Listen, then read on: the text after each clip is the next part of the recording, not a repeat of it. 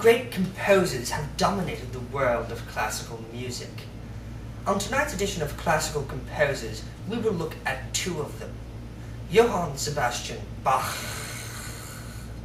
and Wolfgang Theophilus Chrysostomus Johannes Mozart Chrysostomus.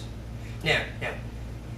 Wolfgangus Theophilus Chrysostomus Mozartus. No. Johannes Chrysostomus Wolfgangus Theophilus Mozart. Johnny Bach was born March 31st, 1685 in, how do you pronounce this? Bach was born March 31st, 1685 in Eschenach, Germany. From a very young age, his father taught him to play the violin and the harpsichord. Following the death of his mother in 1694 and his father 8 months later, the 10-year-old Bach moved into the care of his uncle Johann Christophus Bach. In 1703, following his education at the St. Michael's School in Nuremberg, Bach took a post as court musician in Weimar. Following this, he accepted a post as church organist in Arnstadt, and then returned to Weimar to become the concertmaster at the court of the Duke, where he would remain from 1708 until 1717. Bach was then hired by Prince Leopold to be Kapellmeister. It was during these years, 1717 to 1723, that Bach would complete the Well-Tempered Clavier.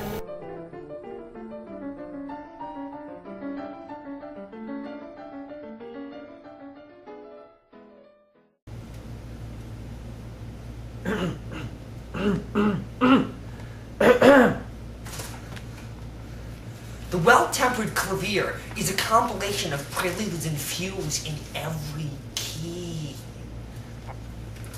It also served to advocate the new tuning system, which used the slightly flatter perfect fifth as opposed to the slightly sharper pure fifth. Older tuning systems required instruments to be retuned when anyone played in any other key.